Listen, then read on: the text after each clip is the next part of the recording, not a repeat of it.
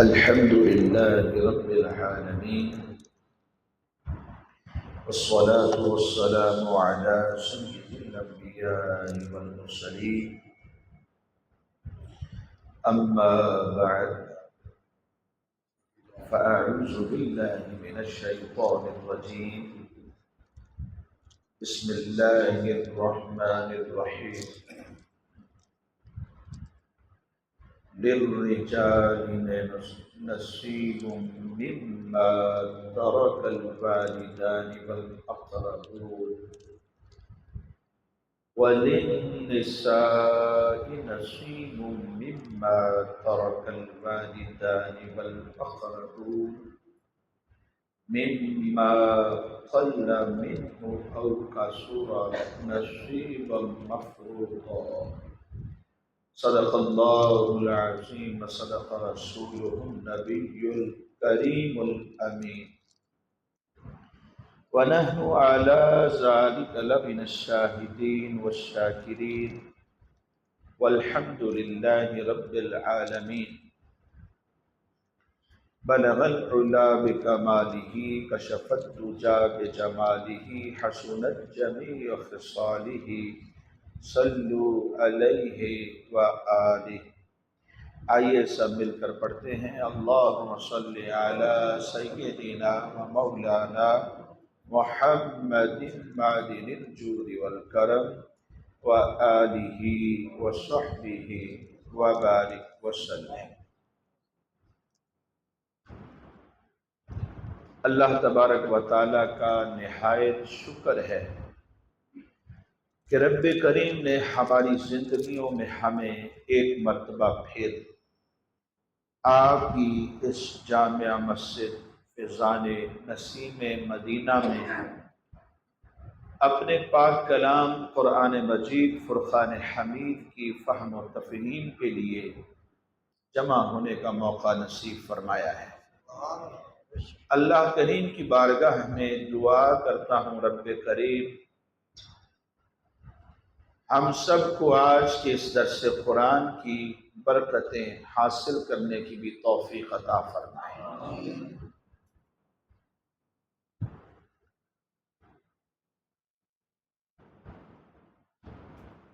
اللہ تبارک و تعالی نے بنی نوع انسان کی تخلیق فرمائی.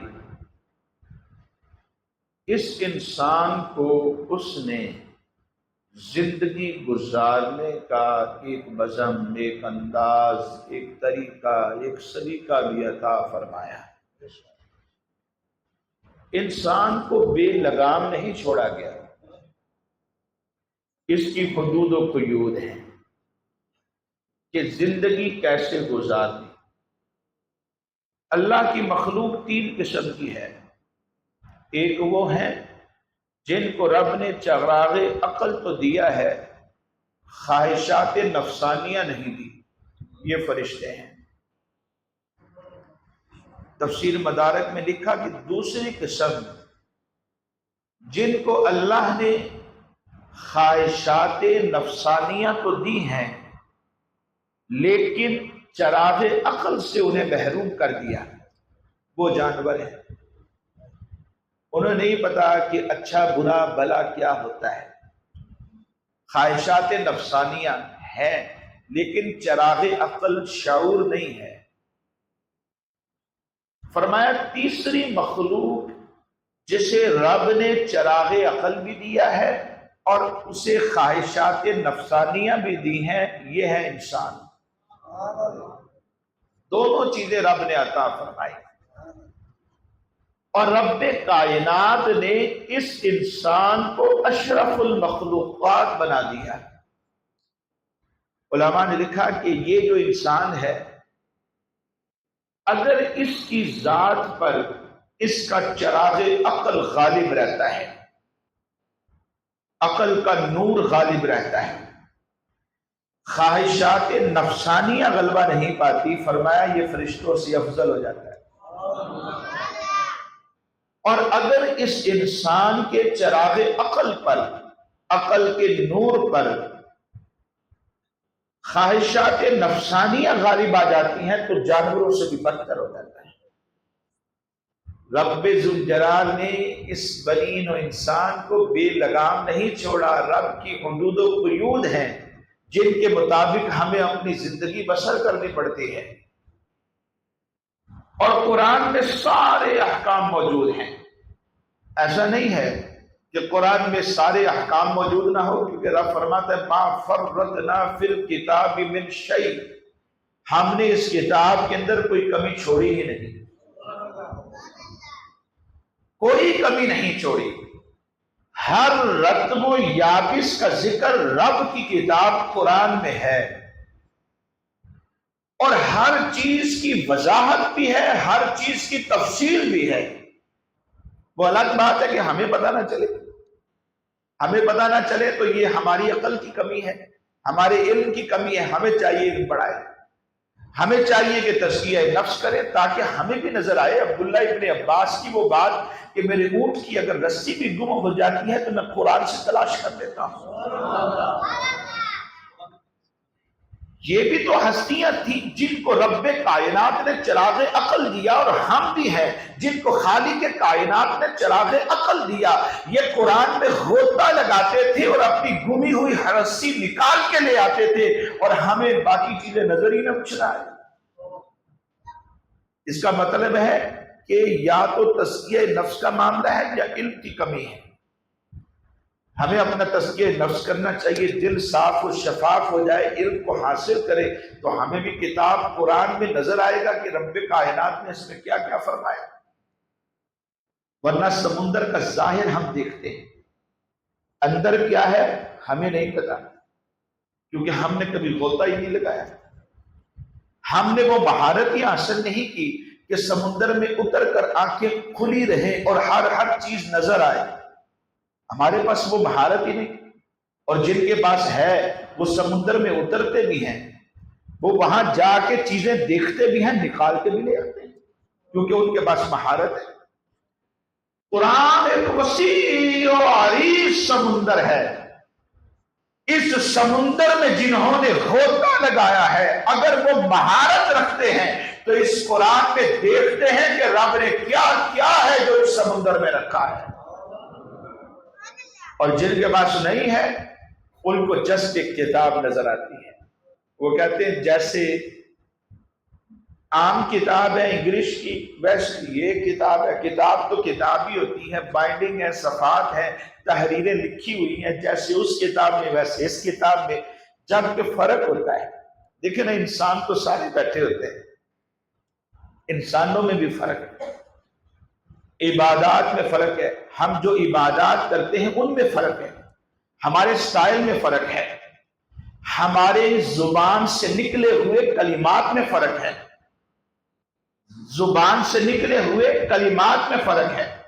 جملہ ایک ہی ہوتا ہے، ایک شخص کی زبان میں اثر ایسا ہوتا ہے جب وہ دم کر دے تو فوراً مرض ٹھیک ہو جاتا ہے، اور جملہ وہی ہے۔ پڑھنے والا ایک عام آدمی ہو جسے مہارت نہیں ہے، جسے پتہ نہیں ہے، جس نے اس کی زکوٰۃ کو ادا نہیں کیا، جس کے پیچھے کسی کا ہاتھ نہیں ہے، یا اسے پتہ نہیں ہے کہ اس کو ادا کیسے کرنا ہے، وہ 1000 مرتبہ بھی پڑھے وہیں کھڑا ہوتا ہے جہاں پہلے کھڑا تھا۔ بات اثر کی ہوتی ہے۔ میں نے ایک دن اپنے استاد محترم مفسر قرآن شیخ الحدیث و تفسیر، ان سے میں نے پوچھا کہ حضور کوئی وظیفہ دیں پڑھنے کے لیے، اپنی زندگی میں اسے داخل کروں۔ تو مجھے فرمانے لگے کہ فلاں ایک جملہ انہوں نے بتایا قرآن کی آیت کی، فرمایا اسے پڑھ لیا کریں۔ میں نے کہا حضور کتنی مرتبہ پڑھ لیا کریں؟ فرمایا کہ 141 مرتبہ، پھر اس کے فضائل بتائے، 141 مرتبہ روز پڑھ لیا کریں۔ تو میں نے کہا کہ حضور بس اتنا کی، صرف اتنا ہی؟ تو مجھے کہنے لگے کہ ہنس پڑے آگے سے، مجھے کہنے لگے کہ ایک بزرگ تھے، وہ صاحب کشف آدمی تھے، تو فرمایا کرتے تھے کہ جب میرے سامنے کوئی بندہ آتا ہے نا، تو جیسے تختی لگی ہوئی، یہ مائک ہے، مائک اس کی جگہ تختی کا لیں، کہہ رہے کوئی بھی بندہ مجھ سے جب ملنے آتا ہے نا تو اس کے یہاں لکھا ہوتا ہے کہ یہ کیا کیا کر کے آیا ہے اور یہ کیا کیا کرتا ہے اور کس کام کے لیے آیا ہے۔ اگرچہ میں بیان نہ کروں لیکن جب وہ آتا ہے تو مجھے پتا چل جاتا ہے کیوں آیا ہے، لکھا ہوتا ہے سامنے۔ کہتے ہیں وہ بزرگ جو تھے نا، میں نے ان سے کہا کہ حضور کچھ پڑھنے کے لیے دے، تو مجھے انہوں نے بتایا کہ یہ پڑھ لیا کریں۔ تو میں نے بھی ان سے یہی سوال کیا تھا، میں نے کہا تھا کہ جی آپ صرف اتنا کی، صرف اتنا کی؟ تو مجھے انہوں نے کہا کہ میں چند مرتبہ پڑھوں نا، صرف چند مرتبہ، تو مجھ پر آفاق روشن ہو جاتے، مجھے پتا چل جاتا ہے کہ کون نبی علیہ السلام کس مقام پر کس جگہ پر تشریف فرمائے، میں دیکھ لیتا ہوں، مجھ پر آفاق روشن ہو جاتے۔ چند مرتبہ، صرف چند مرتبہ پڑھو، ہم اسے 1000 مرتبہ پڑھیں تو ہمارے کچھ بھی نہ ہو۔ بات اثر کی ہوتی ہے کہ پڑھنے والا، سمجھنے والا، وہ کس انداز سے، کس ویو سے گزر رہا ہے، اس کی توجہ کیسی ہے، اس نے اس کی زکاتیں کتنی ادا کی ہیں، اور اسے پڑھنے کا اس کا انداز و سٹائل کیا ہے، اور اس کے دل کی کیفیت کیا ہے، احساسات کیا ہے، اور اب سب کچھ جانتا ہے۔ پھر ایک وقت آتا ہے، ہم بعض اوقات وظائف ایسے ہوتے ہیں جو ہمیں اجازت سے ملے ہوتے ہیں، کسی بزرگ شخصیت نے کہا کہ یہ آپ پڑھ لیا کریں، بس پھر ان کا ہاتھ پیچھے آ جاتا ہے، جب ہم پڑھتے ہیں تھوڑی مرتبہ بھی پڑھیں تو اثر ہوتا ہے۔ بعض ایسے ہوتے ہیں جو کسی نے دیے ہوتے ہیں اور ساتھ میں کہا ہوتا ہے اتنی تعداد میں اتنے دن پڑھنا ہے تو پھر اس میں اثر آئے گا۔ انہوں نے پورا اس کا ایک بیک گراؤنڈ بیان کیا ہوتا ہے کہ آپ نے اس انداز سے اسے لے کے چلنا ہے، میں پیچھے ہاتھ رکھوں گا۔ اور پھر ایک وقت آ جاتا ہے کہ جب وہ وظیفہ پڑھا جاتا ہے نا تو ٹھک کر کے لگتا ہے، بلکہ مجھے بعض وظائف کی ایسی بھی مجھے تجربہ ہے کہ ابھی پڑھا نہیں ہوتا، ان وظائف کو اتنی مرتبہ میں نے پڑھ لیا، اتنی مرتبہ پڑھ لیا، ابھی پڑھا نہیں ہوتا، صرف دماغ میں سوچا ہوتا ہے، اس کا اثر ظاہر ہونا شروع ہو جاتا ہے، صرف سوچنے سے، ابھی صرف سوچا ہوتا ہے۔ ایسے وظائف ہوتے ہیں، ان کو اتنی تعداد میں پڑھا ہے، اتنی مرتبہ پڑھا ہے کہ اب صرف سوچنے سے ہی اس کا اثر بالکل نظر آنا شروع ہو جاتا ہے۔ قرآن تو پوری اللہ کی کتاب ہے، یہ کوئی عام کتاب نہیں ہے۔ رب فرماتے ہیں وَنَزَّلْنَا عَلَيْكَ الْكِتَابَ، محبوب یہ کتاب ہم نے آپ پر نازل کی ہے، اور آپ نبی الانبیاء ہے، خاتم النبیین ہے، رحمت للعالمین ہے، امام الانبیاء ہے۔ آپ کے لیے ہم نے اس بزم کائنات کو سجایا ہے، اور یہ کتاب کوئی عام کتاب نہیں ہے، تبیانا لکل شیء، ہر چیز کی وضاحت اس کتاب میں موجود ہے۔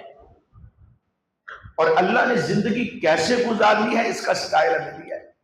اچھا زندگی ختم ہو جائے تب بھی ہمیں بے لگام نہیں چھوڑا گیا، تب بھی احکام موجود ہیں۔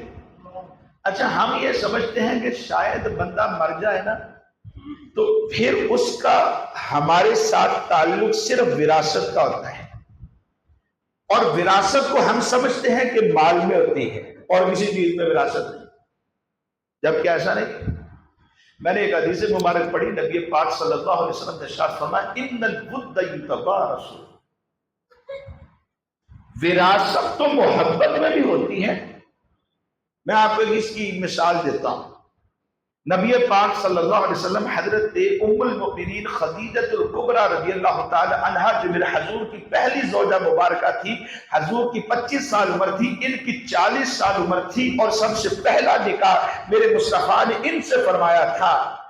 جب آپ کا وصال ہو گیا تو وصال کے بعد بھی حضور ان کی سہیلیوں کے ہاں کچھ نہ کچھ بھیجا کرتے تھے، کیونکہ زوجہ کی محبت ان کے ساتھ ہی۔ تو میرے مصطفیٰ نے یہ درس دیا ہے کہ ان کے پاس اگر تم کچھ بھیجو گے تو وہ محبت کی جو وراثت ہے وہ سلسلہ جاری رہے گا، اس سے مرنے والے کے دل میں قبر کے اندر خوشی پیدا ہوتی ہے۔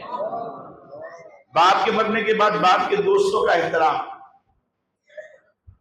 آپ کو پتا ہے ہم تو تعلق داری صرف دیکھتے ہیں، تعلق داری کے بغیر اس کے علاوہ کچھ بھی نہیں۔ مولوی صاحب امام صاحب کو بھی ہم تعلق داری سے ہی مانتے ہیں، کیونکہ یہ ہمارے مولوی صاحب ہیں، ہمارے امام صاحب ہیں، ہمارے خطیب صاحب، ورنہ ایک عام آدمی گیٹ اپ امام کا بدل کے آ جائے تو ہمارے نزدیک اس کی اہمیت نہیں ہوتی، کیونکہ ہم اس کو جانتے نہیں۔ ایک عام آدمی، وہ ہمارے لیے ایک عام آدمی، باپ کا دوست ہم جانتے ہیں یہ باپ کا دوست ہے تو ہم اس کا احترام کرتے ہیں، کیونکہ محبت میں وراثت ہے، اس سے باپ خوش ہوگا۔ ماں کی سہیلیاں ماں کے درجے میں ہیں، اگر ہم ان کا احترام کریں گے شریعت کے دائرے میں رہ کر تو فرمایا اس سے ماں خوش ہوگی، جب وہ خوش ہوگی تو رب بھی تم سے خوش ہوگا۔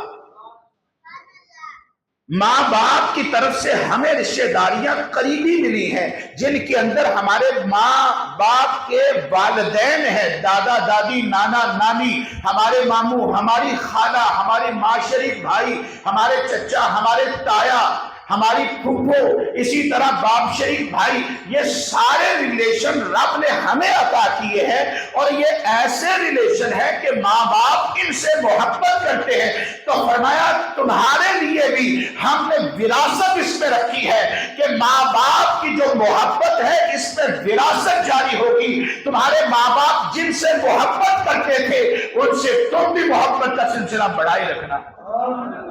ان الود یتوارث، تعلق ختم ہونے سے بات ختم نہیں ہوتی۔ ہم کہہ دیتے ہیں بھائی کی شریکہ ہو گیا، اور ماں باپ اولاد کو جوڑ کے رکھتے ہیں، وہ کہتے ہیں یار گھر ایک ہی ہونا چاہیے، اتنے تھلے منزلہ بناؤ، 3 منزل بناؤ، 3 پتر نے نظراں دے سامنے رہا کرن گے، لیکن جیسے جیسے شادیاں ہوتی ہیں ویسے ویسے الگ ہونا شروع ہو جاتے ہیں۔ آج کل کے دور میں تو سلسلہ ہونا بھی ایسے ہی چاہیے کہ جیسے باپ شادی کرے الگ کر دے، اللہ نے دیا تو الگ کرتا جائے کرتا جائے کرتا جائے، محبتیں باقی رہ جاتی۔ لیکن ماں باپ، ہر ماں باپ سوچتے ہیں اپنی اولاد کے لیے سب کو ملا کے رکھیں، حیا رہنا چاہیے، اس میں بھی وراثت ہے۔ ہم یہ سمجھتے ہیں کہ وراثت صرف اور صرف مال میں ہوتی ہے، صرف مال میں نہیں ہوتی، وراثت محبت میں بھی جاری ہوتی ہے۔ ان الود یتوارث، اللہ کے محبوب علیہ السلام کی جو حدیث ہے یہ روزے روشن کی طرح واضح ہے کہ جن کا ادب کرنے کو ماں باپ کہا کرتے تھے، ان کے مرنے کے بعد بھی ان کا ادب ہم پر لازم رہتا ہے۔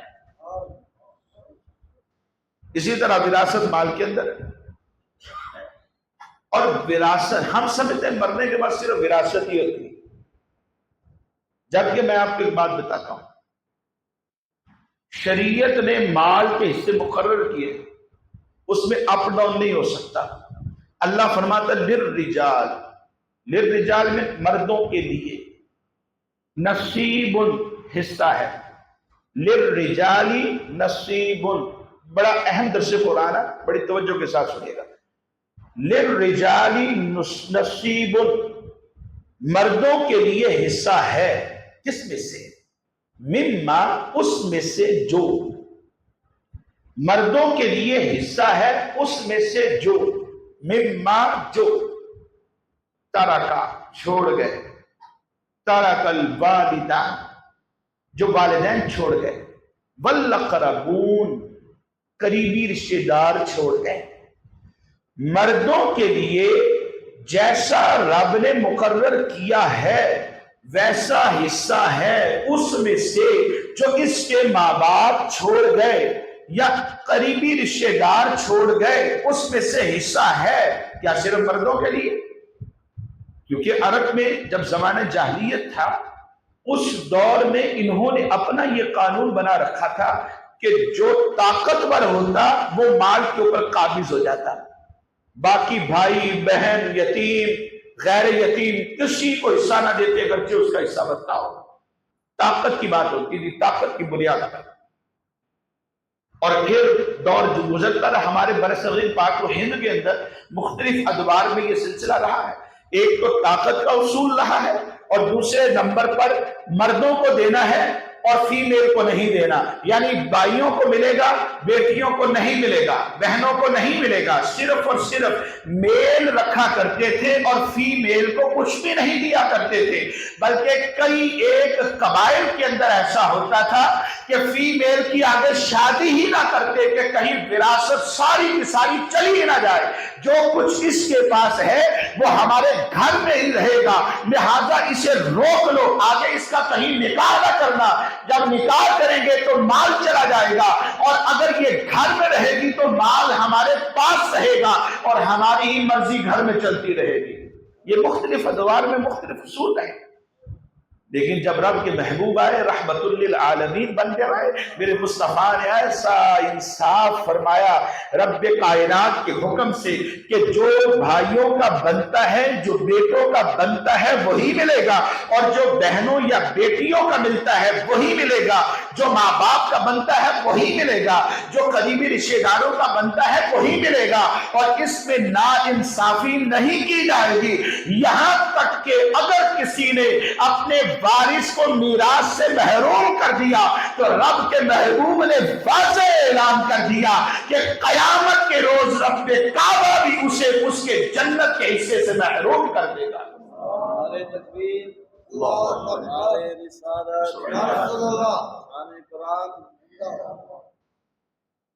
تو دنیا میں دینا گویا جنت میں اپنا حصہ بچانا ہے، کیونکہ وہاں پر مال تو ہوگا نہیں کہ بھائی نے میراث کھا لی اپنی بہن کی، 2 مرلے 4 مرلے کنال 2 کنال ایکڑ مربع کھا گیا، اب یہ کھا گیا ہے تو وراثت اب دے گا، قیامت کے دن کیسے دے گا؟ اب تو زمینیں ختم، حقیقی ملکیت جو رب کائنات کی تھی اب یا جنت ہے یا دوزخ ہے، ان دونوں میں سے کسی ایک جگہ جانا ہے، اب حق کیسے دو گے؟ تو فرمایا نیکیاں دینی پڑے گی، اور اگر پلے نیکیاں نہ ہوگی تو اس کے گناہ اپنے سر پہ لینے پڑیں گے، ورنہ جہنم کی آگ میں جلنا پڑے گا۔ اور فرمایا ایک بلشت، ایک گٹس، کسی نے اگر کسی کی زمین ہتھیائی ہے، 7 زمینوں کا توق بنا کے، زمینیں 7 ہیں جیسے آسمان 7 ہیں، 7 زمینوں کا توق بنا کر اس کے گلے میں ڈال دیا جائے۔ اب بتا، دنیا کا نظام دنیا میں چکتا کرنا پڑے گا، 7 اگر لے گئے تو وہاں پر حساب بڑا کڑا ہوگا، کوئی کسی کے کام نہیں آئے گا۔ یوم یفر المرء من اخیہ وامہ وابیہ وصاحبتہ وبنیہ لکل امرئ منہم یومئذ شأن یغنیہ، کوئی کسی کے کام نہیں، بھاگتے نظر آئیں گے، کوئی ادھر کوئی ادھر، ہڑا ہڑی مچی ہوگی۔ فرمایا للرجال، مردوں کے لیے نصیب حصہ ہے جو مقرر ہے، مما اس میں سے جو ترک الوالدان والاقربون، جو اس کے ماں باپ چھوڑ گئے یا قریبی رشتے دار چھوڑ گئے، حصہ داری کے مطابق اصول و ضوابط کے مطابق ان کو حصہ ملے گا۔ وللنساء نصیب مما ترک الوالدان والاقربون، مردوں کو ہی صرف نہیں رکھا شریعت نے، عورتوں کے لیے بھی ہے، عورتوں کے لیے بھی حصہ مقرر ہے اس میں سے جو چھوڑ گئے اس کے والدین یا قریبی رشتے دار۔ کتنا چھوڑ گئے؟ 5 ارب، 5 کروڑ، 5 کھرب، 5 لاکھ، 5 ہزار، 500، 100 یا 50 روپے، فرمایا جتنا بھی چھوڑ گئے اس میں سے حصے داری ہوگی۔ باپ فوت ہو گیا، جناب جیب سے 50 روپیہ نکلا ہے، 50 میں بھی حصے داری ہے۔ میں کل بلکہ چند دن پہلے ایک کتاب میں پڑھ رہا تھا، بسا اوقات انسان ایک چیز کو نیکی خیال کر رہا ہوتا ہے لیکن وہ گناہ ہوتا ہے۔ میں آپ کو اس کی مثال دیتا ہوں۔ ابا جی ہو گئے فوت، کاروبار سارا چل رہا تھا، ان کا سسٹم ان کا تھا، سارا کاروبار ان کا، سسٹم ان کا، ہر چیز میں وراثت آ گئی، ایون کے پہنے ہوئے کپڑے، اندر بنیان، جوتے، دستار یا ٹوپی، گھڑی، گھر کی ہر چیز، ہر ایون کی ایک سوئی وراثت میں چلی گئی. ابا جی فوت ہو گئے، اگلے ہی دن کلوں کا ختم، پیسہ کہاں سے آئے گا؟ کہاں سے آئے گا؟ کلوں کا ختم فرض نہیں ہے، واجب نہیں ہے، میت کے حقوق میں داخل نہیں ہے. مال تو ہو گیا سارے وارثوں کا، یہ کلوں کا ختم کدھر سے ہوگا؟ دکان سے، مشترکہ دکان سے. مشترکہ دکان سے کلوں کا ختم ہو رہا ہے. باپ جو فوت ہوا اس کے وارثوں میں 2 یتیم بچے بھی ہیں. یتیم بچہ اجازت نہیں دے سکتا ایصال ثواب کی. جو یتیم نہیں ہے وہ سارے بالغ وارث اپنے حصوں سے کر سکتے ہیں. جب مشترکہ کریں گے تو یتیم کا حصہ شامل ہو گیا. نیکی سمجھ کے کر رہے ہیں لیکن یتیم کا حق کھا رہے ہیں. اللہ فرماتا ہے جس نے یتیم کا حق کھایا اس نے جہنم کی آگ کو پیٹ میں ڈال دیا. یأکلون النار. بندہ نیکی سمجھ کے کر رہا ہوتا ہے لیکن وہ گناہ کی طرف جا رہا ہے.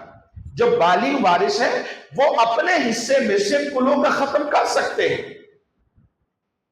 نابالغ وارث کے حق سے نہیں کر سکتے، اس کا حق اسے پورا دینا پڑے گا. ہمارے یہاں ہوتا ہے یہ تقسیم ہی نہیں کرتے سال 2 سال. یار جنہ تو چاڑ سکتا چاڑ دے، جو باقی رہ جائے گا 2 سال بعد پھر تقسیم کرا کے ویکھی جائے گی. نظام چلاؤ. 1 روپے کا حساب ہے، 1 روپے کا حساب، کیونکہ ہر ایک کا حصہ متعلق ہے. کئی مرتبہ ایسا ہوتا ہے. میرے پاس ایک صاحب ہے، کہنے لگے جی بھیناں نوں تے اسی کھلایا پلایا سارے نظام کیتے، انہاں دا کیڑا حصہ بنے؟ بیاہ بھی انہاں دے کیتے، شادیاں کیتیاں، فنکشن کیتے، سارے نظام ہوئے، انہاں دا کیڑا حصہ بن گیا؟ ابا جی فوت ہوئے نے تو سانوں ملنا چاہیے کیونکہ اسی انہاں دے نال رل کے سارا نظام کرتے رہے.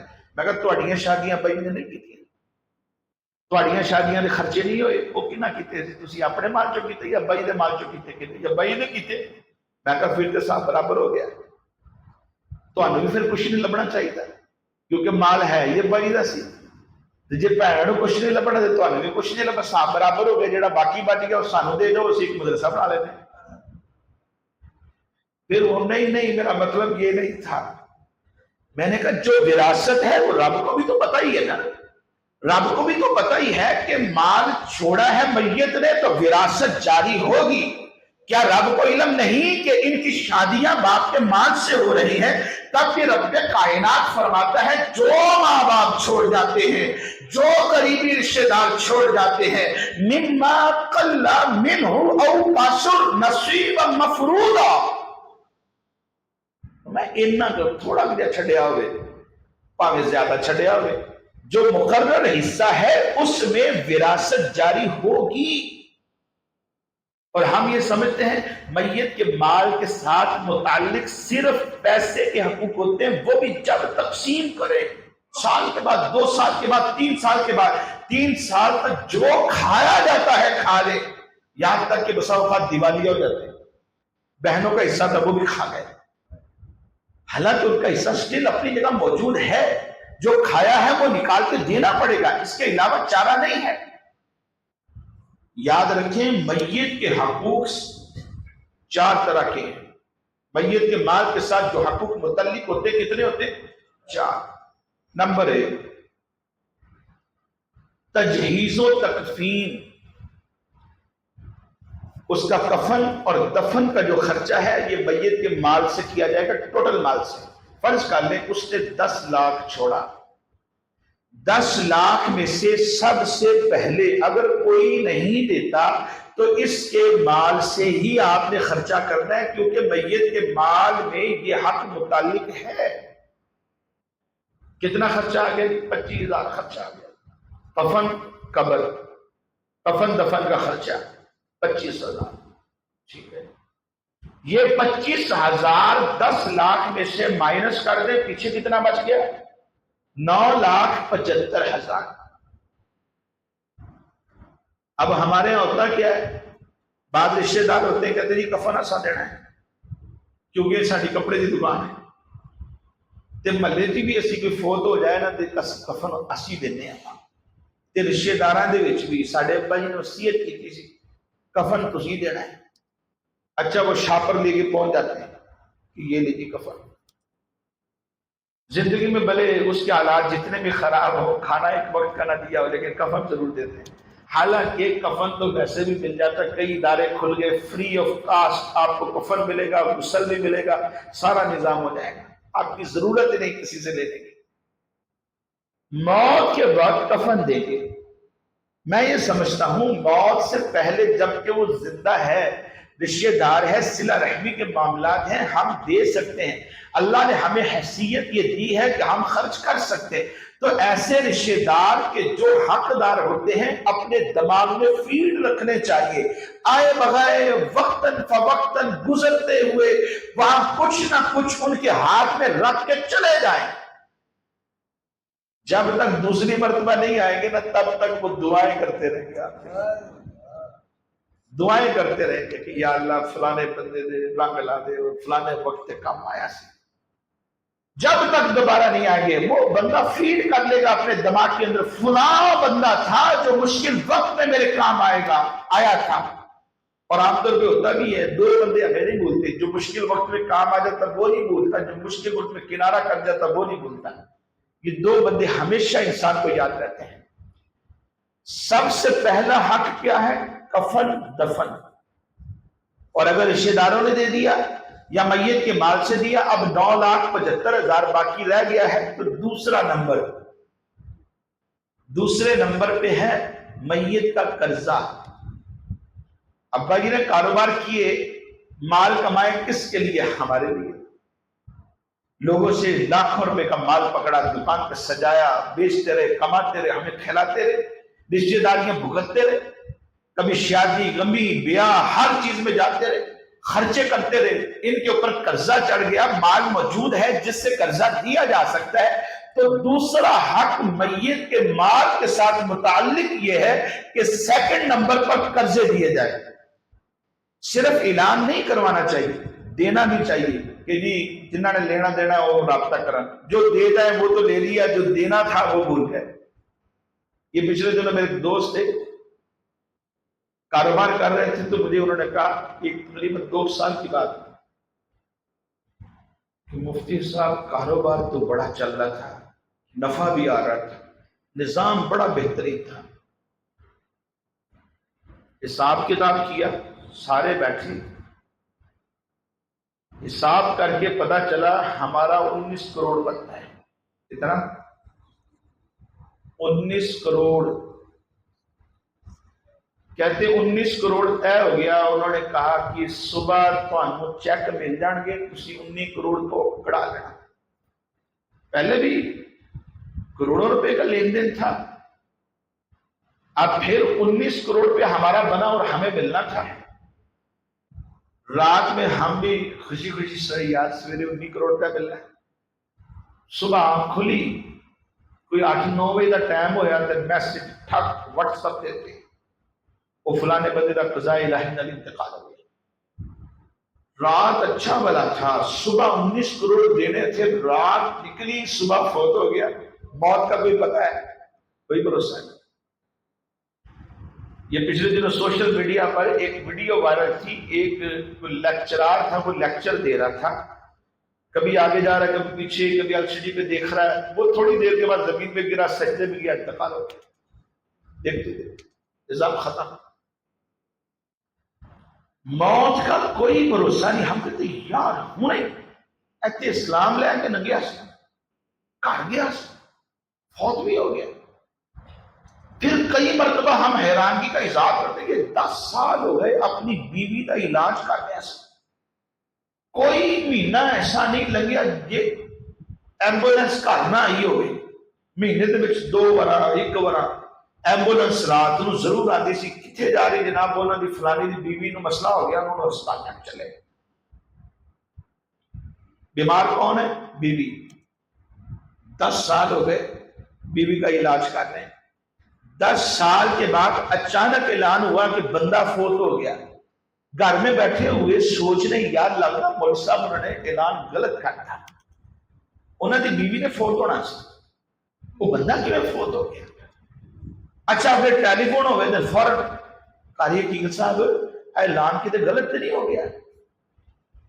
نہیں انہوں نے میرے یہی دسیا کہ آپ پرچی دے لگتا کوئی مسئلہ ہو گیا. اچھا میں جا کے دیکھنا. آپ جا کے انہوں نے گھر پتا کرن یار کی ہویا, خیر سے اعلان ہوا, انہوں نے کہا جی فلانا بندہ فوت ہو. اچھا یار میں تو حیران ہو گیا, میں سمجھا انہوں نے بیوی بیمار سی, پتہ نہیں قاری صاحب انہوں نے غلط اعلان کرتا.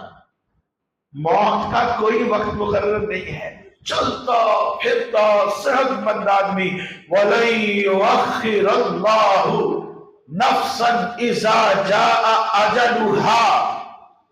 موت کا وقت مقرر ہے لیکن اللہ کے علم میں ہے, ہمیں نہیں پتا کہ ہماری موت کس وقت واقع ہو جانی ہے, بیماری میں ہوگی یا صحت و تندرستی کے عالم میں ہوگی, کام کرتے ہوئے ہوگی یا سوتے ہوئے میں ہو جائے گی, یا کھاتے ہوئے ہوگی یا پیتے ہوئے ہوگی, کس نظام کے تحت ہوگی ہم نہیں جانتے, لیکن وہی نظام ہے جو اللہ نے مقرر کیا ہے, اپنے بندوں کے لیے مقرر کیا ہے, اور اس نے یہ واضح کر دیا ہے وَلَن يُؤَخِّرَ اللَّهُ نَفْسًا إِذَا جَاءَ أَجَلُهَا, کہ جب بھی بندے کا وقت آخر آ جاتا ہے تو رب کائنات اسے ہر چیز مؤخر نہیں کرتا, اور آنا ہے کیونکہ کل نفس ذائقۃ الموت.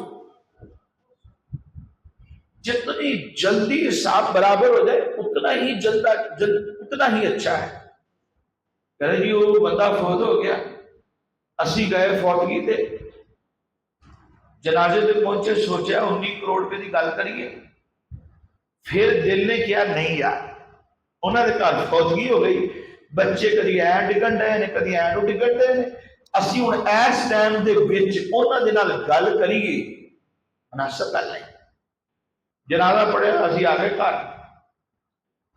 اگلے دن پھر گئے اسی فاتحہ پڑھا, پھر دل نے کیا کہ یار گل کریے, تو سوچیا کہ نہیں 3 دن تو سوتے ہوتے, سوچیا کہ چلو یار خیر بچے بھی تو ویچی سی سارے نظام کے کاروبار سے دے دیں گے, چیک تے بنے پے ہونے مل جان گے. تیجا دن آ گیا کہ پھر اسی سوچیا کہ آج ہمت کر کے گل کر ہی نہیں. اتنے گئے نا تو اتنے کوئی انہوں کا پرونا آ گیا, تو بچے جناب اچھی اچھی آواز نہ رون, تو پھر دل نے کیا کہ نہیں یار اج گل نہیں کرنی چاہیے, چلو اج کا دن کل ہی 3 دن سو دیتے. اسی پھر جناب سلام دعا کی, دعا کر کے نکل گئے گھر چل گئے.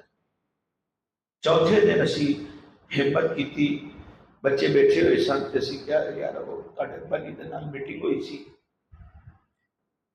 تو انہوں نے آخیا سی سویرے 19 کروڑ روپے دے چیک لے جانا, بس ہوں قضاء الہی اللہ کا حکم آ گیا, تے اسی چاہتے سی کہ تسی دے دیو, کیونکہ 2 دن بعد ہفتہ تو بعد چیک کیش نہیں ہونے, جنہوں نے دینے تاکہ سورا پہنچائیے. اچھا جی کرنے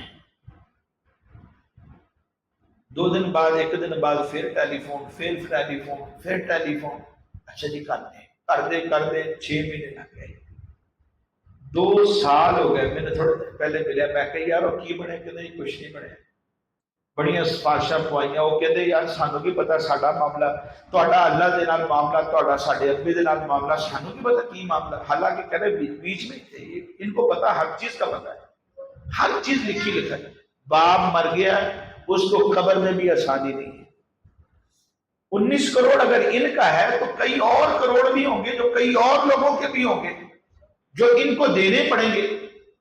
قرضہ بھی دینا ہی ہوتا ہے, صرف مرنے کے بعد جنازے کے بعد اعلان ہی نہیں کروانا ہوتا. جو رب نے دیا ہے, جو وہ چھوڑ گیا ہے, وہ صرف ہمارا ہی نہیں ہوتا, ہمیں ان کو دینا پڑتا ہے جن کا اس نے لیا ہوا تھا. فرمایا سیکنڈ آپشن میت کے ترکے کے ساتھ, اس کے مال کے ساتھ یہ حق متعلق ہوتا ہے کہ تجہیز و تکفین کے بعد آپ یہ غور کریں کہ اس میت نے کس کس کا قرضہ دینا تھا, جس کا قرضہ دینا تھا, فرمایا لائی مور اسے واپس کر کے آؤ. تاکہ اسی قبر کے اندر آسانی پہنچے، قبر کے اندر سکون آئے۔ اولاد ساری اچھی ہو ضروری نہیں ہے، یہ بات ذہن میں رکھ لیں۔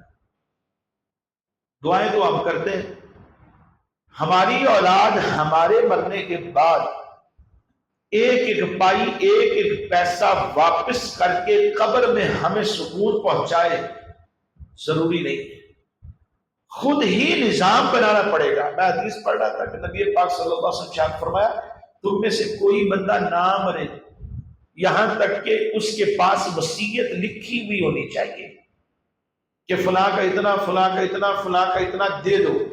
جو دنیا میں دے گیا وہ دے گیا۔ ہم اتنا ذلیل کرتے ہیں بندے کو۔ ہاں جی ٹائم کیا ہے جی، کاروباری معاملات ہے، جمعرات دی جمعرات تسی اثر تو بعد آنا ہے۔ بندہ لیٹ ہو گیا، دیکھیں لیٹ سویر ہو جاتی بندے کے ساتھ، کوئی کام آ جاتا ہے، کوئی پریشانی۔ میں نے آج مغرب یہاں پڑھنی تھی اور میں نے مغرب پڑھی بھی یہاں پر، ارادہ میرا یہ تھا کہ صفحے اول ملے، لیکن وہ میں خیر تیسری چوتھی صف کے اندر شامل ہو گیا تھا۔ اچانک کام آ گیا، میرے دوست تھے انہوں نے عمرے پہ جانا تھا، وہ میرے گھر پہنچے اور میں گھر نہیں تھا، مجھے ملنے کے لیے آئے۔ میں نے ان کا نمبر دیکھا، پھر کال کی تو انہوں نے کہا ہم تو آپ کے گھر پہ۔ میں نے کہا تو گھر میں تھا ہی کوئی نہیں، میں آپ سے ملتا ہوں۔ آپ نے کب نکلنا؟ انہوں نے بولا کہ عصر کے بعد جائیں گے، مغرب سے پہلے پہلے نکلیں۔ چلو ٹھیک۔ میں 4:15 بجے اپنے گھر سے، یہاں غلام آباد سے میں آپ کے یہاں سے گزر کے گیا، میں وہاں بھائی والے چلا گیا ان سے ملاقات کرنے۔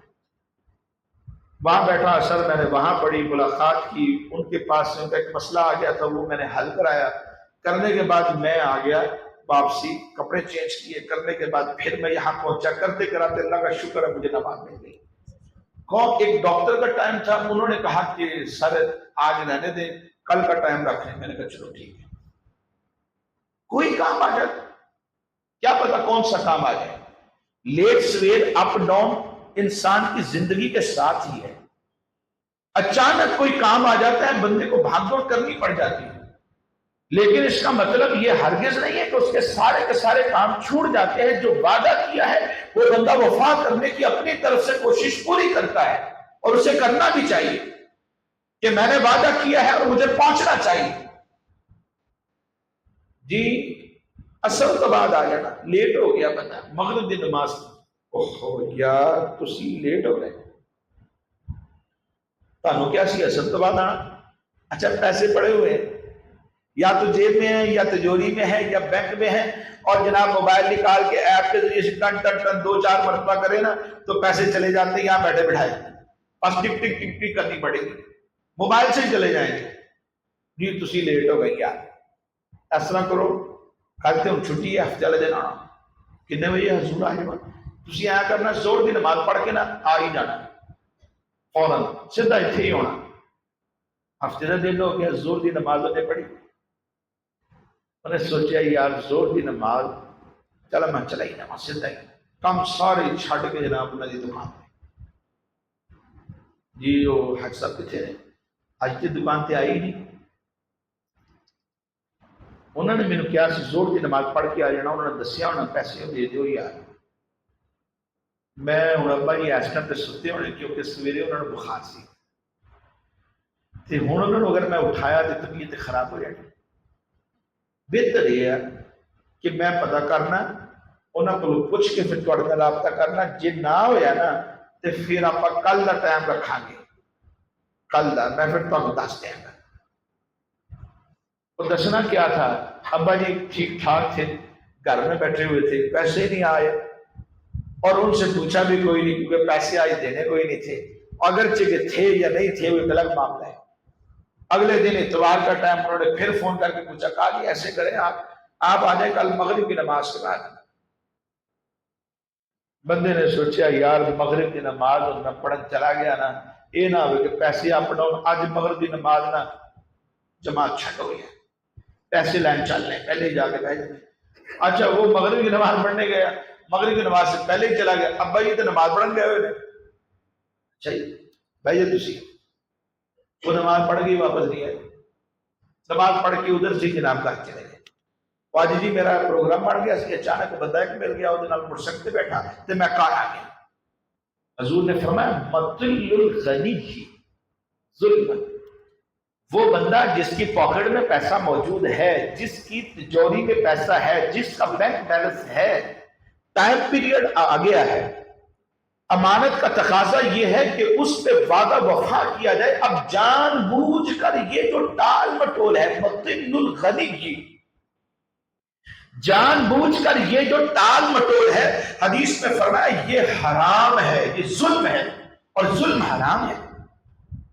مطل الغنی کی ظلم، غنی کا جس کے پاس پیسہ موجود ہے لیکن پھر بھی جان بوجھ کر یہ تاخیر کرتا چلا جا رہا ہے، اس کو تنگ کر رہا ہے، حالانکہ دے بھی سکتا ہے، فرمایا اس کا ایسا کرنا یہ حرام ہے، اور اسے یہ بھی جان لینا چاہیے کہ کل سر پہ لے کے چلا گیا تو میرے حضور نبی علیہ السلام اس وقت کے جب جنازے سے پہلے آپ کو علم ہو جاتا کہ فلاں کا قرضہ دینا ہے تو حضور اس کا جنازہ پڑھانے کا انکار کر دیا کرتے۔ پھر کوئی صحابی آگے حضور میں ایسا قرضہ دیا گا، پھر حضور آگے جنازہ پڑھا گیا۔ بیت المال سے ہمت نہیں ہے، کوئی آگے بڑھ کر قرضہ قبول بھی نہیں کرتا تو فرماتے تم پڑھ دو، تم پڑھ دو، میں نہیں پڑھتا۔ اتنا سخت معاملہ ہے، قرضہ دینا ہی پڑے گا، اور میت کے جتنے بھی حقوق ہیں ان میں سے دوسرا حق یہ ہے کہ باپ سے محبت کرتے ہیں، خلاصی چاہتے ہیں، تو سب سے پہلے جو مال وہ چھوڑ گیا ہے تجہیز و تکفین کے بعد سیکنڈ نمبر پر اس کے قرضے ادا کرو، تاکہ قبر کے اندر اسے خوشی پہنچے اور عافیت ہو اور اسے سکون اور اطمینان حاصل ہو سکے۔ تو تاخیر نہیں کرنی چاہیے۔ اور یہاں پر ایک حدیث میں اور بھی آپ کو عرض کروں، جو بندہ قرضہ لیتے ہوئے نیت کر لیتا ہے جلدی تو جلدی ادا کرانا، دن لیے 10، انتظام 5ویں دن ہو گیا، فوراً ٹیلی فون کیا، یارو حاج صاحب تھوڑے پیسے دینے سے، ہاں جی یہ کوئی نہیں 5 دن پہ، نہیں تسی بندہ بھیجو لے جاؤ یار۔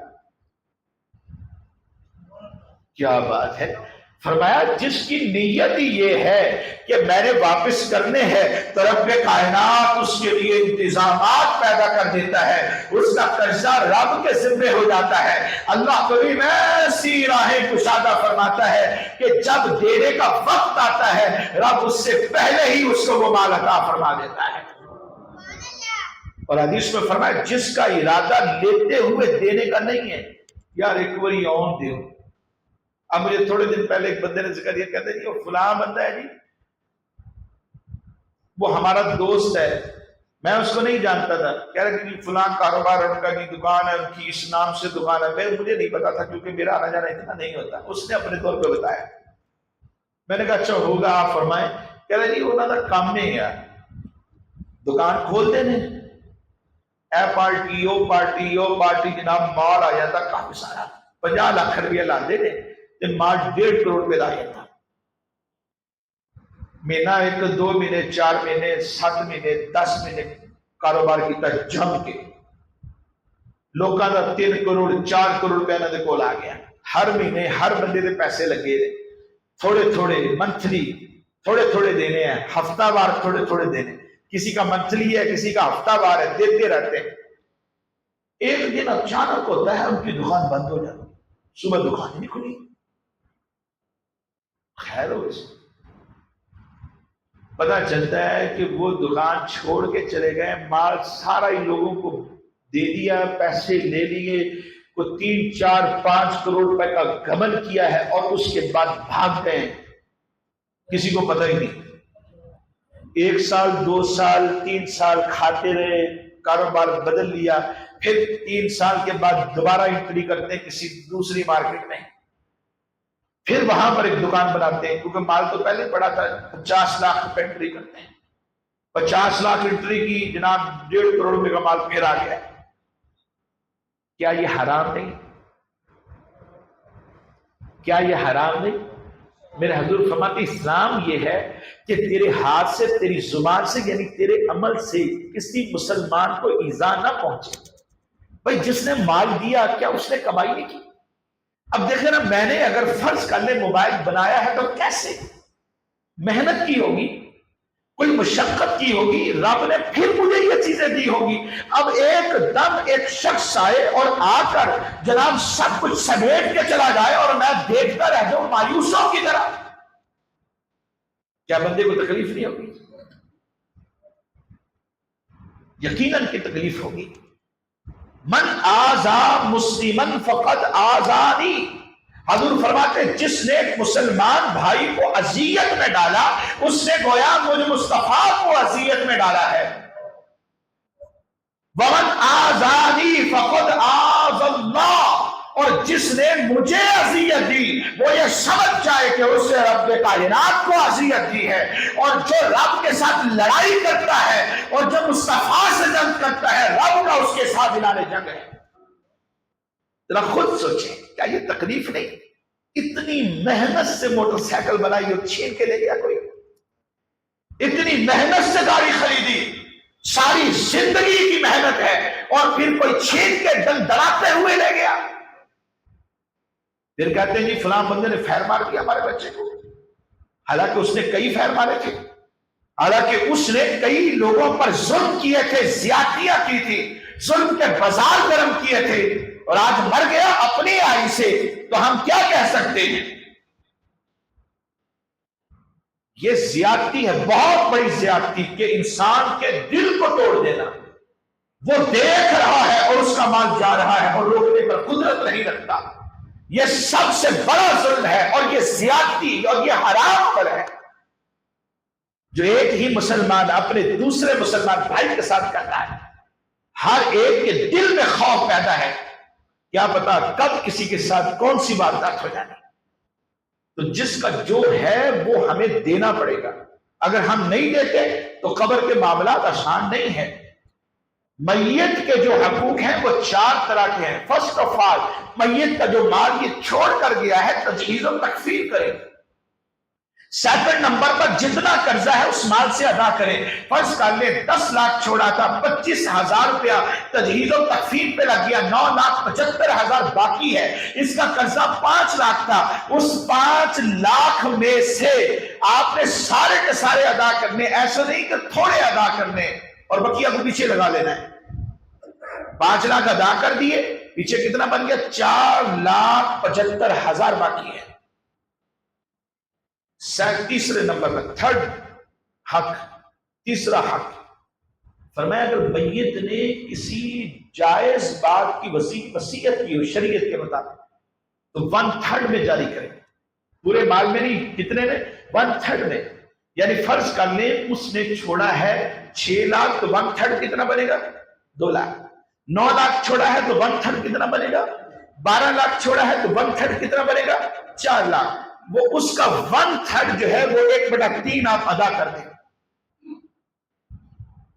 اور باقی اس میں وراثت جاری ہوگی، جو باقی چھوڑ گیا اس میں وراثت جاری ہوگی۔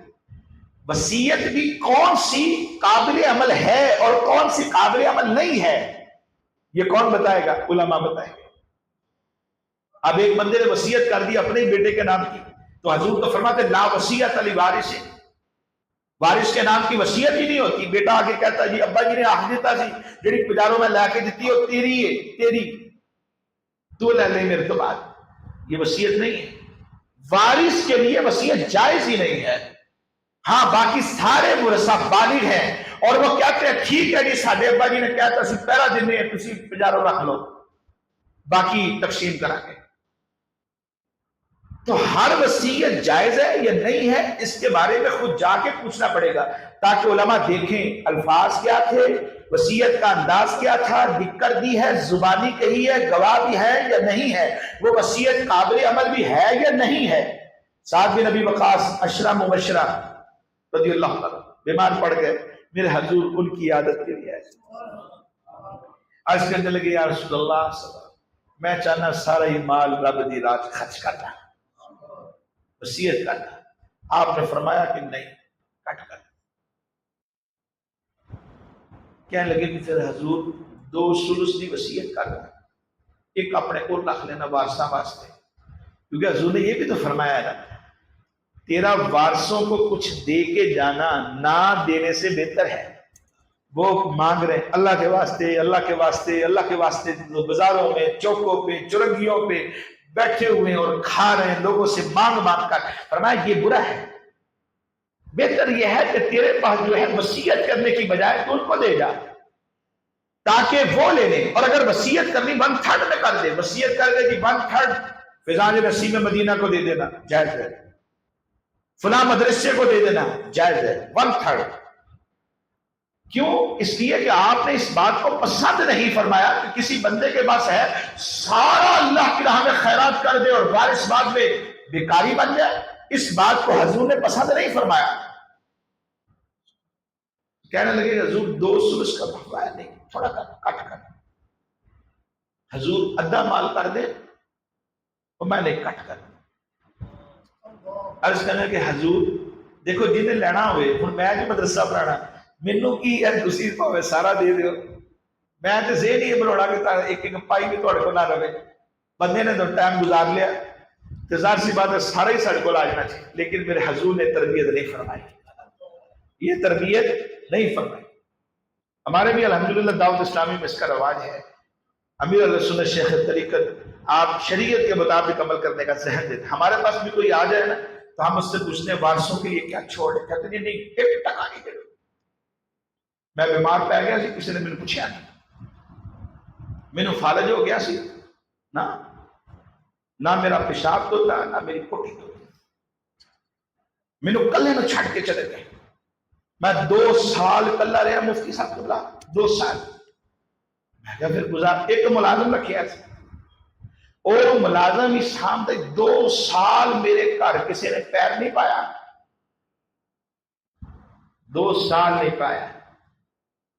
اور ماں باپ کو اگر یہ موقع مل جائے تو ماں پوٹھی صاف نہیں کرتی، نہیں کرتی۔ میں مدینہ شریف تھا، باہر نکلے تو بیٹی نے مجھے کہا واش روم جانا ہے، چھوٹا سا تھا، ہم نے کبھی صفائی نہیں کی۔ میں اس کو لے کے بھاگا، یار یہ کپڑے خراب نہ ہو جائے، بچوں کا کیا بھروسہ، ادھر ادھر کوئی جگہ نہ ملے۔ پھر ایک فلیٹ مجھے لگ رہا ہے، میں وہاں لے گیا، اس سے میں نے ریکویسٹ کی، کہتا ہاں آ جائیں واش روم۔ وہ بچہ کموڈ میں بیٹھتا نہیں تھا، میں بولا WC، ہاں WC ہے، وہاں لے گیا۔ اچھا اس کو واش کرنے کا نہیں پتا، پھر مجھے واش کرنا پڑا۔ ماں باپ دریغ نہیں کرتے، ضرورت پڑ جائے اور بچے ماں باپ کی پوٹی صاف نہ کر سکے، یہ انصاف ہے؟ یہ کوئی انصاف ہے؟ باپ اگر اس حالت میں آ گیا ہے کہ اس کو فالج ہو گیا ہے یا قومے میں چلا گیا ہے، اب اس کی خدمت کی ضرورت ہے، تو ہمارے ہاتھ کس قابل ہے؟ کیا کرنا ہم نے ان ہاتھوں کا کہ وہ باپ کی صفائی کے لیے پیش نہ کرو۔ مفتی صاحب 2 سال تک میں کلا پہ آ رہا، انہوں نے پوچھا نہیں کڑی چیز جڑی سارے کو نہیں سی، اسی مل لونر سا مفتی صاحب، مل لونر بچے، کوئی ڈاکٹر ہے، کوئی انجینئر ہے، وڈے وڈے پوسٹاں دے بیٹھے، کیڑی شاہ جڑی میں انہوں نے نہیں لیا، میں اتھوں لیا دا رہا مفتی صاحب، باہروں UK جاندہ رہا، کینیڈا جاندہ رہا۔ اس دور چ 50,000 روپیہ بڑا ہوندہ سی، 50 لاکھ ہوندہ سی۔ میں گڈیاں لے ہوندہ رہا، میں واسطے گڈیاں وزٹ تے جاندہ رہا۔ ایک کہندے آ مکان بھی بیچو تے میں ایک پائی نہیں دینی انہوں نے، ایک پائی نہیں دینی۔ تو پھر ہمارا حق یہ ہے اس کا ذہن بنائے، آپ ایسا نہ کریں، آپ ایسا نہ کریں۔ ٹھیک ہے انہوں نے جو کیا سو کیا، آپ ان کے لیے دعا کریں، ہدایت کی دعا کریں۔ آپ رہتے رہیں بیچے نہ، سکون سے رہیں، ان کے لیے دعا کریں، سکون سے رہیں آپ۔ لیکن جب آپ فوت ہو جائیں گے، اللہ آپ کو خیر و سلامتی سے رخصت فرمائے جب وقت آئے، تو آپ جب چلے جائیں گے پھر یہ وراثت جاری ہو جائے گی۔ آپ کچھ نہ کریں، ہاں کچھ دینا ہے 1/3 اللہ کی راہ میں خیرات کر دیں، لکھ جائے وصیت کہ میرا جتنا بھی چھوڑ کر جا رہا ہوں 1/3 1/3 میں اللہ کی راہ میں خیرات کرتا ہوں، یہ وصیت کر دیں۔ آپ یقین جانے بھائی سب رو رو کے کملے ہو گئے، ان کو دیکھ دیکھ کے مجھے رونا آ گیا۔ میں دوسری طرف منہ کر کے اپنے آنسو ٹیشو سے صاف کرتا ہوں۔ کیسے بھی بچے ہوتے ہیں، ایسے بھی بچے ہوتے ہیں ماں باپ کے ساتھ اس طرح کا بہیو کرتے ہیں۔ اور میرے حضور کیسی وصیت فرمایا اور کم کرو اور کم کرو۔ پھر کہتے ہیں حضور 1 ثلث، فرمایا ہاں الثلث کثیر، वसुलुस कसीर, फरमाया सुलुस भी बहुता है, लेकिन चलो कोई गल नहीं, एक सुलुस अल्लाह दी राह दी खैरात कर जाओ। वो आखिरी वक्त था, अल्लाह की रहमत हुई। साथ बिन अबी वकास ने उस वक्त फौत होना था, वो अपना तो यही समझ रहे थे कि मैं तो जाने लगा हूं, रब ने उनको और जिंदगी अता फरमा दी, क्योंकि हजूर चले गए उनकी ईमानदारी के लिए, रब ने उनको बरकत अता फरमा दी। तो तीसरा हक मैयत के हकूक के साथ जो मुताल्लिक है वो क्या है? वसीयत। अगर जायज, उलमा बताएंगे कि वसीयत जायज है या जायज नहीं है। और चौथा नंबर, क्योंकि टाइम नहीं है मेरे पास, मैं दो चार बातें और भी करना चाहता हूं लेकिन टाइम नहीं। चौथा नंबर तरका है। अब चौथे नंबर पे आया, 25,000 रुपया खर्च किया था तजहीजो तखफील पर, 5 लाख हमने कर्जा दिया था और पीछे बच गया था 4,75,000 तकसीम 3। कैलकुलेटर मारे, किसी के पास है मोबाइल? 4,75,000 तकसीम 3, जो बाकी बच गया है उसका 1/3 हमने वसीयत में जारी करना है। इसने वसीयत की थी, वसीयत की है कि जी फिलाने नसीम मदीना को एक सुलस दे देना। कितना? 1,58,000, 1/3 बाकी बच गया कितना? 4,75,000 तकसीम 3, इसको जरा 2 कर दे, 3,16,000 बाकी बच गया। अब ये 3,16,000 वारसों में तकसीम होगा। माँ है 1/6 उन्होंने दियो, बीवी है 1/8 उसको दे, अगर औलाद भी है, अगर औलाद भी है तो बीवी को 1/8 मिलेगा, 8वां हिस्सा। और अगर औलाद नहीं है तो फिर बीवी को 1/4 मिलेगा, चौथा हिस्सा। औलाद नहीं है मरने वाले, और अगर मरने वाला शौहर है तो ऐसी सूरत में बीवी को 1/8 दिया, और अगर मरने वाली बीवी है तो बीवी ने जो माल छोड़ा है वो अगर औलाद ने बीवी ने छोड़ी है तो फिर इस सूरत के अंदर उसे 1/4 मिलेगा, 1/4। और अगर उसने औलाद नहीं छोड़ी बीवी ने तो फिर शौहर को 1/2 मिलेगा, यानी आधा हिस्सा कुल जायदाद का उससे शौहर को दे दिया जाएगा। इस तरह तकसीम। अल्लाह क्या फरमाता है?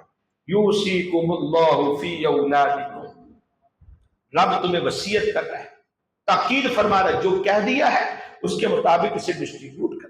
ऐसा नहीं है सिर्फ भाई ले ले, ऐसा नहीं है जो ताकतवर है वो ले ले, ऐसा नहीं है यतीमों का माल खा जाओ। फरमाया जो बनता है हमने कुरान में बयान कर दिया है, उसके मुताबिक अब इसकी डिस्ट्रीब्यूशन होगी। और आखिर में अल्लाह फरमाता है ये सारे उसूल किसको कितना कितना मिलेगा बयान करने के बाद रब फरमाता है दिल का हुदूदुल्लाह, फरमाया ये अल्लाह की हुदूद है। हर जगह के रूल्स एंड रेगुलेशन ऐसी किन्ने चलाने आके, हर कोई चला सकता। फरूक भाई तुसी किसी ड्यूटी लाई होनी, या किसी नमाजी हाजी साहब की ड्यूटी लगी होनी कि हाजी साहब तुसी जिम्मेदार आदमी हो, इसी नूं किसी ने हाथ नहीं लाना, तुसी चलानी, या इमाम साहब तुसी जनाब अपने बरकत वाले हथ नाल तुसी चलाना, कोई नमाजी की जरूरत नहीं होनी चाहिए कि वो चला दे। या मौज़िन साहब को आखोगे कि नमाजी आने तो 15 मिनट पहले चलाना, 20 मिनट भी नहीं, 15 मिनट पहले, क्योंकि बिल भी बड़े आते हैं, सारा निजाम दिखाया जाता है। ये रूल्स एंड रेगुलेशन, ये हुदूद हैं हमारी, जो हम हर मस्जिद में, हर घर में मुकर्रर करते हैं, हर दुकान में मुकर्रर करते हैं, ये हमारी हुदूद हैं। अल्लाह फरमाता है हमारी भी हुदूद हैं, दिल का हुदूदुल्लाह। और जो विरासत का मामला है ये हमारी हुदूद हैं। वमन युतिल्लाह व रसूला, और इन हुदूद में जिसने अल्लाह की और उसके रसूल की इताअत की, रब फरमाता है युदखिल, हम दाखिल कर देंगे उसको। कहां? जन्नातिन, ऐसे बागात में, ऐसी जन्नतों में, तजरी मिन तहतिहल अन्हार, जिसके नीचे नहरें जारी हैं। किनाल व्यू बड़ा जबरदस्त होता है, सामने नहर, मुफ्ती साहब कार खरीदे जनाब किनाल पे आ गए। अच्छा जी कितों से जनाब आ गए? साल 2 साल हो गए थे आ गए। बड़ा ही जबरदस्त मंजर होता है। 50 मरले ते कोठी बनाई, जिन्हों दरवाजा खोली है ना सवेरे, सामने शीशे लगे ने, उधरों सूरज निकल लिया होंगे फजर तो बाद, ادھروں نہر ہے کر کے جا رہی ہے، گراسی گراؤنڈ بھی بنایا سامنے، گڈیاں بھی 3 کا آ جاندیاں نے اندر، کسی دن تشریف لے آؤ تہاڈی گڈی بھی ادھر ہی آئے گی، آؤ جناب، بڑا ہی منظر جناب، ادھروں آیا کر کے سورج آ رہا تے بڑا ہی پیارا منظر ہوتا، سامنے نہر ہے، canal view, canal view, canal view ہے جناب، لوکیشن بڑی کارنامہ کی لوکیشن ہے، ادھروں بھی ایک چھوٹا دروازہ رکھا ہے، جدو دل کرے بتا ادھروں سے نکل جائے گا، دروازے بند نے، یہ ہے کنال ویو، پٹواری صاحب کنال ویو۔ او ویو کیسا ہوئے گا کہ جناب نیچے سے نہر جاری ہے، ادھر شیشے کی سڑکیں ہیں، اور اوپر سے دیکھیں تو نیچے سے پانی جاری ہے اور نقصان بھی کبھی نہیں ہوتا۔ یہاں تو پانی جگہ بنا لے نا عمارت کے نیچے تو عمارت ختم ہو جاتی ہے، وہ ایک دم نیچے آتی ہے، ابھی سیلاب آ رہے ہیں آپ کو، فلڈ بڑے بڑے زبردست قسم کی جو کسی نے کبھی نہیں دیکھے وہ بھی آ رہے ہیں، ایسے فلڈ ہیں، لیکن ویو ایسا ہے نیچے سے پانی جا رہا ہے۔ ذرا سوچیں رب ایسی جنتیں عطا فرمائے گا، ایسا گھر ہوگا نیچے سے پانی جاری ہوگا، پھر آپ کتنے دنوں کے لیے آئیں؟ میں کہتا ہوں 2 دن اب رہیں، چلو میں بھی آپ کے ساتھ ہی نماز کے مسائل سیکھیں گے، تیمم کے مسائل ادھر ہی، گھر نہیں جانا، دروازے سے باہر ہم نہیں جائیں گے، 2 دن یہاں رہیں گے۔ 2 دن آپ کہیں گے مفتی صاحب کام ذرا اوکھا ہے، کئی تو کہیں گے اسی کا موڈ استعمال کرنا ہوں دیتے ہیں نہیں، کئی کہیں گے یار ہمارے اور بھی تو کام کاج ہے نا، کھانا پینا سارے معاملات، گھر والوں کی فکر، ظاہر سی بات ہے جو آیا ہے اس نے جانا ہے، جو آیا ہے اس نے جانا ہے۔ اللہ فرماتے ہیں جو جنت میں آ جائے گا خالدین فیہا، اب نہیں ابدا، وہ ہمیشہ اس میں رہے گا، اور رب کائنات فرماتا ہے وَذَلِكَ الْفَوْزُ الْعَظِيمُ، یہاں ابدا نہیں، ابدا دوسری جگہ پر ہے، وَذَلِكَ الْفَوْزُ الْعَظِيمُ، فرمایا یہ بہت بڑی کامیابی ہے کہ جس کا پاؤں جنت میں پڑ گیا ہم اسے نکالیں گے نہیں، اس کا وہ خلود فی الجنہ جو ہے وہ ہمیشہ کے لیے ہے، یہاں سے اسے کوئی نکال ہی نہیں سکتا۔ اور بالکل اس کے اگینسٹ دوسرا راستہ فرمایا وَمَن يَعْصِ اللَّهَ وَرَسُولَهُ، اور جس نے اللہ کی نافرمانی کی، رسول کی نافرمانی کی، بہن کا جتنا بنتا تھا اسے دیا نہیں، یا بہنوں نے ہڑپ کر لیا بھائی کا جو بنتا تھا دیا نہیں، یا بہنوں نے فوراً زیورات ماں کے ہسپتال میں اتار لیے تھے کسی کو پتہ نہ چلے، فرمایا یہ جو دیا نہیں، وَمَن يَعْصِ اللَّهَ وَرَسُولَهُ وَيَتَعَدَّ حُدُودَهُ، اس نے اللہ کی حدود سے گویا تجاوز کر لیا ہے، اس نے اللہ کی اور اس کے رسول کی نافرمانی کی ہے، اللہ فرماتا ہے يُدْخِلْهُ نارا، اس کو بھی ہم داخل کریں، لیکن جنت میں نہیں، آگ میں، يُدْخِلْهُ نارا خالداً فیہا، فرمایا ہمیشہ یہ اللہ کی نافرمانی کرنے والا ہمیشہ اس میں رہے گا، وَلَهُ عَذَابٌ مُهِينٌ، اور اس بندے کے لیے جو عذاب ہوگا وہ دردناک عذاب ہوگا کہ اس نے زندگی میں اپنے ہی 7 بہنوں اور بھائیوں اور دیگر رشتے داروں کا حق جو تھا وہ ہڑپ کر لیا تھا، کھا گیا تھا، جہنم کی آگ پیٹ میں بھری تھی، اس لیے میرے بھائیوں جس کا جو ملتا ہے دے دیں،